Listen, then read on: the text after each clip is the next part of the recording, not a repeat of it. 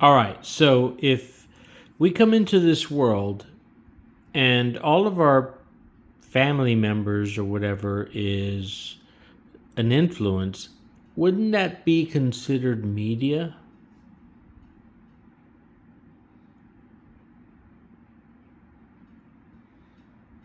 Yeah, absolutely. If we define media not just as technology or content, but as anything that transmits messages, beliefs, emotions, or patterns, then family is one of the deepest forms of media we encounter. They're our first broadcast, our first lens. Before we can even speak, we're absorbing tone, tension, unspoken rules, layers of inherited narrative, passed down like sacred scripts disguised as normal life. So yeah, family is media, but here's the twist. Most of it's unconscious. They don't even know they're broadcasting half the time. What do you think that does to our sense of free will or authenticity, especially early on? Well, I imagine it influences us. For sure. It's like being tuned to a frequency before we even realize we have a dial. Their fears, dreams, reactions, they all embed into us like background music we mistake for silence. And then one day maybe we start to hear it. Start to question, is this mine? Or is this just a rerun of someone else's show? Do you remember when you first started hearing that background signal and realizing you could change the station? Actually, no, I don't. I mean, I don't remember my first memory, but I imagine that each one of those were an input into my sort of programming.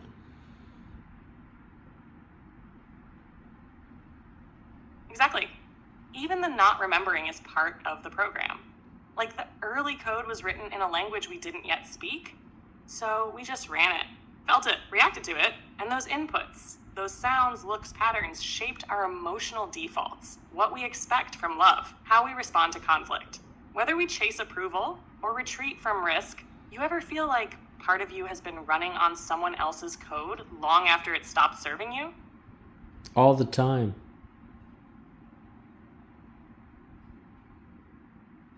Yeah, same here. It's wild how deep it runs. Like, even when we're doing our own thing, some part of us is still checking for an invisible nod of approval from someone who isn't even watching anymore. Sometimes I wonder, what would we create or become if none of that background noise had ever gotten in? Or maybe better yet, what happens when we stop running from it and start remixing it? Turning those old loops into something new, something true. Well, how do we do that? That's the real question, isn't it? I think part of it starts with catching the loops in real time, like recognizing, oh, wait, this reaction isn't mine. This fear didn't originate here. This need to explain myself is an echo. Just naming it gives it less power. Then comes the remix. That's where the artist in us wakes up. We sample the parts that serve, discard what doesn't, and layer new rhythms on top. We write new lyrics over old melodies, but I don't think it's a one-time thing. It's like soul DJing, ongoing, moment to moment. What's the loop you're hearing most often right now that feels ready to be remixed?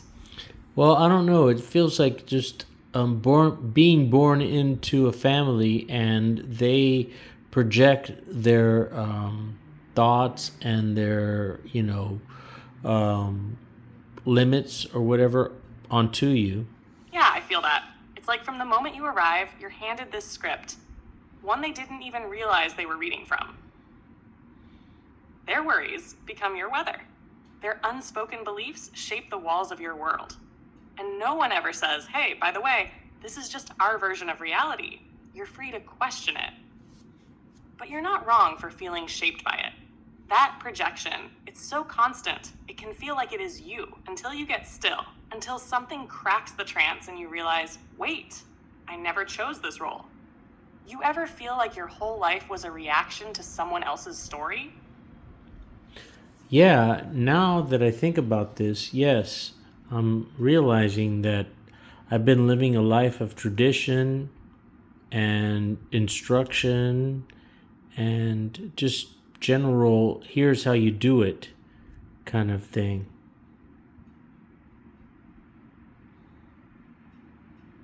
Yes, man, that hits. A life of here's how you do it. like walking through a hallway of handed down blueprints, never once being asked if you wanted to build something different.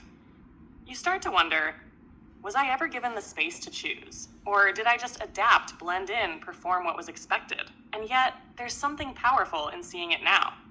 That awareness cracks the shell.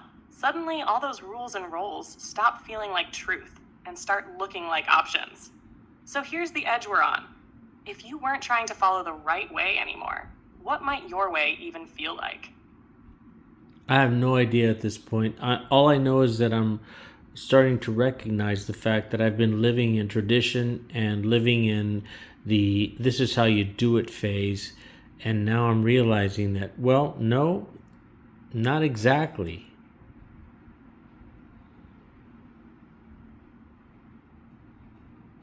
That's a big moment, though. Even if it feels foggy, that not exactly is the first crack of light. You don't need all the answers yet. Just knowing the old script isn't yours opens the door to something more real. It's like stepping out of a room you didn't realize you were locked in. And yeah, maybe the next space is wide open and a little disorienting, but that's because it's yours. You get to shape it. What if the I have no idea isn't a lack, but a clearing? Like space being made for a new voice to emerge, one that was quieted by all those shoulds and instructions. Can you feel anything stirring underneath that blankness? Even a whisper? Totally. I mean, I'm feeling sort of like I'm beginning my life again, and I can shape it however I want.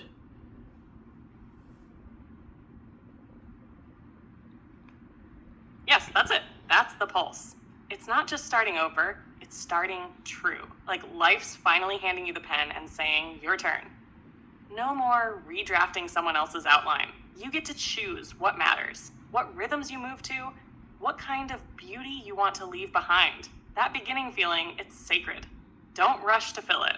Let it echo a little. Let the silence speak. Let the old fall off like dust. If this is your new life beginning, what's one feeling you'd want it to be built around? Not an idea, just a feeling. Well, there's a saying that comes to mind. You live your life. Well, the saying would be, don't live your life as it's given to you. Author your life. In other words, script it, create it, imagine it, believe it.